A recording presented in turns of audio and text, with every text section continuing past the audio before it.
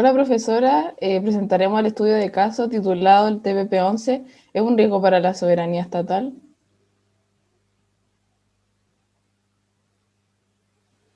Nuestro caso de estudio a investigar consiste en el Tratado de Libre Comercio llamado TPP-11, cuyas siglas significan Acuerdo Integral y Progresista de Asociación Transpacífico. Este consiste en un tratado de integración económica plurilateral en la región más dinámica del siglo XXI, Asia-Pacífico, limitando el alcance de la investigación en este estudio de caso a la repercusión económica de la firma en un país profundamente neoliberal como lo es Chile. Este tratado y acuerdo comercial involucra a 11 países y su objetivo, según los impulsores del mismo, es contribuir al crecimiento económico y crear nuevas oportunidades para empresas, trabajadores, agricultores y consumidores. Los países participantes son Australia, Brunei, Darussalam, Canadá, Chile, Malasia, México, Japón, Nueva Zelanda, Perú, Singapur y Vietnam. Para la investigación se abarcará espaciotemporalmente el país de Chile desde el día jueves 8 de marzo de 2018, cuando el canciller Muñoz firmó el tratado en nombre de Chile hasta la actualidad, ya que la firma del tratado y su aprobación en el Senado significará cambios sustanciales en la estructura económica del país.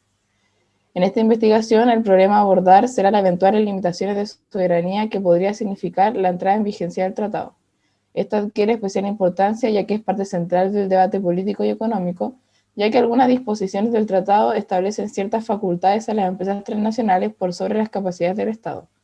Esto se debe a que, de aprobarse el TPP-11, el Estado debe modificar su legislación en virtud de este acuerdo, ya que de lo contrario podría sufrir una demanda por parte de las transnacionales que estaría avalada por el derecho internacional. Para tal efecto, la pregunta de investigación será la siguiente. ¿Cuáles son las implicancias de la soberanía del Estado de Chile de aprobarse el TPP-11? El tema a tratar es relevante debido a que los tratados comerciales como este tienen un impacto en la sociedad de gran magnitud. La economía determina varios aspectos de lo político y lo social, y en un mundo globalizado, las transnacionales tienen un rol fundamental no solo en el mercado, sino en ámbitos de la experiencia de la vida de la población, pues influyen en sus vidas cotidianas. Mayor aún, debido al fenómeno de la globalización, en donde el poder y las atribuciones de los estados disminuye en relación al de las empresas transnacionales y otras instituciones como los bancos. Es por esto que es relevante estudiar cómo el Tratado de Libre Comercio afecta a la relación o la transforma entre privados y el Estado en un contexto de privatización de los recursos que se viene dando de la implementación del modelo neoliberal. A modo de hipótesis, se planteará lo siguiente. La aprobación del TPP-11 implicará una pérdida de soberanía del Estado de Chile en favor de los intereses de las empresas transnacionales. ¿Qué dice la academia con respecto a la problemática presentada? Andrés Cáceres, en su investigación titulada Los intereses de Chile en el Tratado Integral y Progresista de la Asociación Transpacífico, establece que esta investigación, si bien se desvía un poco de nuestro foco, pues tiene un enfoque económico más que político, plantea que es útil entender las razones económicas que habrían detrás de la firma del tratado y los beneficios de quienes están a favor de su firma. Esto permite clarificar el por qué Chile buscaría participar cuando a la fecha ya tiene acuerdos comerciales con los 10 países que están involucrados en el tratado, además del nuestro. Algunas razones son la rebaja arancelaria que se aplicaría a los productos chilenos en algunos mercados como Japón y Canadá, un aumento en el dinamismo de la economía nacional y la creación de nuevos empleos. Lara y Ruiz, en su artículo Acuerdos de Libre Comercio y Derechos Humanos, el caso del TPP y su impacto en Chile, en el presente texto, además de mencionar los efectos que este tratado trae consigo en la economía exterior, expone cómo la manera de legislar dentro del mismo país y la forma en que se discuten y negocian las leyes pueden ser alteradas debido a este nuevo tratado, ya que es en base a este que el Estado debe funcionar, desde su perspectiva y en pos de sus objetivos. Al ser un acuerdo controlador y regulador, el sistema internacional de los derechos humanos se ve ignorado, puesto que en el caso de que el Estado realice modificaciones en la normativa que favorezcan el interés público, ésta deberá afrontar oposiciones que defiendan la propiedad privada y grupos de presión económicos. Significa también una amenaza para los derechos humanos de las personas, ya que el TPP-11 es capaz de legislar hasta el aspecto más íntimo de la vida de las personas, como la alimentación, el hogar, el trabajo, el transporte, el estudio, etc. La implementación de un acuerdo como el TPP-11 puede significar la pérdida de la soberanía de los estados nacionales ante Estados Unidos, puesto que este supone un nuevo mecanismo de control que beneficiará a Estados Unidos, ya que podrá controlar y regular el comportamiento de los otros países adheridos al tratado. Este era el fin inicial del acuerdo.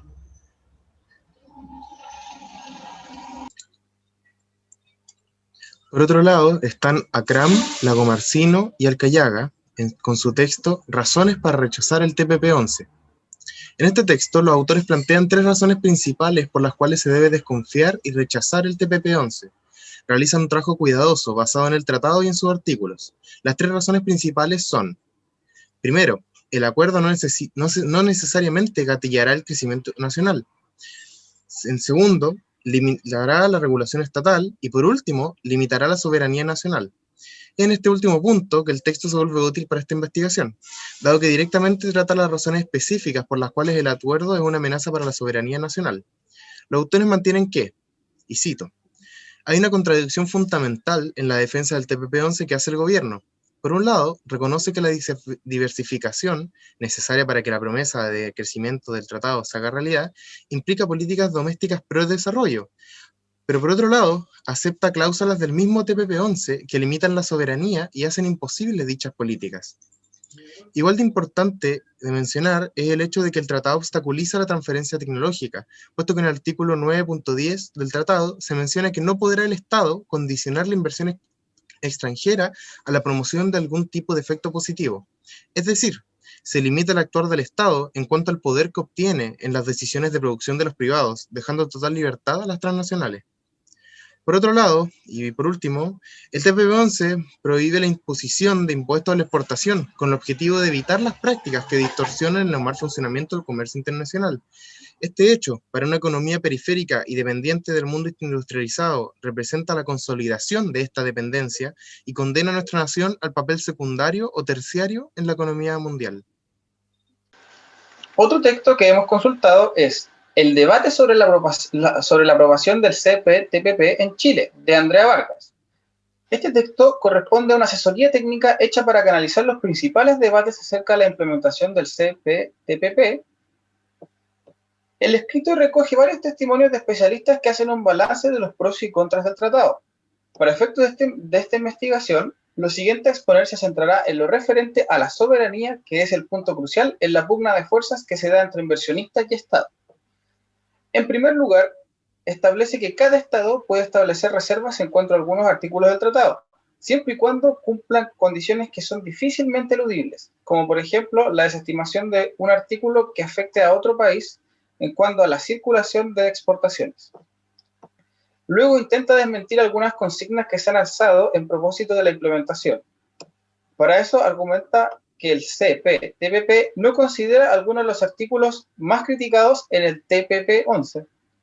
Por ejemplo, la propiedad intelectual y los derechos de autor ya no se consideran casi en ningún ámbito a pesar de estar estipulado en el tratado inicial. Por lo mismo, se discute si con las nuevas estipulaciones limitarán la soberanía. Del mismo modo, se infiere que la soberanía del Estado sí se puede ver coartada, puesto que los inversionistas tendrán mayores facultades para establecerse en Chile y poder demandarlo. Otro aspecto que no considera son los pueblos indígenas, y por consiguiente al convenio 169 de la OIT, ya que los privados no tienen ninguna obligación de ser consultivos, por lo que seguirá primando la facultad de las transnacionales de establecerse en el Walmap. Por último, está el texto de Morales, el análisis gramsciano del capítulo de inversiones del TPP-11, la disputa con el contenido de la internacionalización de la autoridad del Estado. Morales, con su texto, plantea que el TPP-11 contendría un plan de mega regularización, el cual daría poder a ciertas instituciones y transnacionales, las que tendrían la capacidad de interferir en la jurisdicción del país firmante. Por lo que la principal función de este tratado, en términos muy generales, sería dar a todo aquel agente externo que quiera invertir en el país derechos y protección ante el Estado, si éste intenta expropiar o nacionalizar una inversión internacional. Además, se encarga de analizar la influencia que ha tenido este proceso de globalización en Chile por medio de la creación de un marco jurídico de protección a las inversiones de procedencia extranjera. Sería precisamente este aspecto el que muestra de forma más explícita la internacionalización de la autoridad del Estado. Frente a esto, el autor hace un llamado, dado que este es un fenómeno cuyo contenido se debe ser disputado y conocido por todos, ya que si se llega a aprobar, podría terminar en una reducción de las inequidades soberanas y el progreso económico. Entre los 3 principales argumentos que menciona que hay que tener en cuenta es que, primero, existen vacíos en materia jurídica que queda a discreción de los actores involucrados, el Estado y el inversor. Si estos no llegan a un acuerdo, existen comités que llevarán a cabo el proceso, pero se respaldará al inversor. Segundo, si por ejemplo existiese una ley medioambiental que afecte al negocio, el Estado deberá encargarse de modificarlo, a fin que no perjudique al inversor. Por último, el Estado debe velar por la opinión del inversionista, por sobre el interés público, por lo que puede ver mermada su autoridad. El autor finaliza el artículo afirmando que los estados que firman este tratado se someten inevitablemente al proceso de internacionalización de su autoridad, por lo que se debe ajustar sus regularizaciones para que éstas puedan acceder al país. Ahora bien, ¿por qué es relevante la aprobación del TPP-11 para la soberanía nacional? Se puede afirmar que la aprobación del TPP-11 afectaría de forma considerable el campo de influencia de la soberanía estatal. Esto se debe a que la presencia de este acuerdo significaría una reducción en el poder de decisión del Estado en favor de los inversionistas extranjeros y las empresas transnacionales. En última instancia, podría significar que los Estados dejen de legislar por beneficio de la población y orienten sus políticas públicas para evitar ser demandados por estas empresas. Si bien podría traer beneficios económicos como la creación de nuevos empleos, rebajas de los aranceles de los mercados de los países firmantes para los productos chilenos, una economía nacional más dinámica y mayor inserción de la misma, estos beneficios serían con el costo de perder la soberanía nacional y depender de manera más fuerte de los intereses de los inversores extranjeros. Como ya hemos comentado, existe una contradicción evidente en la defensa de la aprobación de este tratado, puesto que, por un lado, reconoce que la diversificación necesaria para que la promesa de crecimiento del tratado se haga realidad implique políticas pro desarrollo, pero por otro lado, acepta cláusulas del mismo TPP-11 que limitan la soberanía y hacen imposible dichas políticas. Además, otra instancia en que el Estado Nacional perdería su autonomía con la implementación de un acuerdo como el TPP-11 es ante la gran potencia que intenta imponerse nuevamente en América, Estados Unidos. Es decir, la aprobación de un tratado impulsado por el país norteamericano, cito, supone un nuevo mecanismo de control por parte de Estados Unidos hacia los socios comerciales, entre los cuales está Chile. Por otro lado, se ve implicada la autoridad que puede ejercer el Estado en materias de expropiación y limitación de las inversiones extranjeras establecidas en su territorio.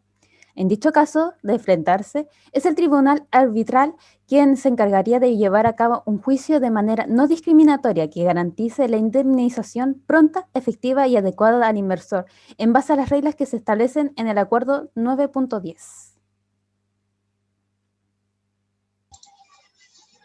En otros ámbitos del mismo tratado en relación a la soberanía nacional, es posible decir que si bien los estados son capaces, en primera instancia, de solicitar a las empresas transnacionales ciertos requisitos de transferencia tecnológica que serán utilizados en la producción dentro del territorio nacional, lo cierto es que, y cito, lamentablemente, el artículo 9.10 del TPP-11 sobre los requisitos de desempeño dice que ninguna parte podrá hacer cumplir cualquier requisito para transferir a una persona en su territorio una tecnología en particular, un proceso productivo u otro conocimiento de su propiedad.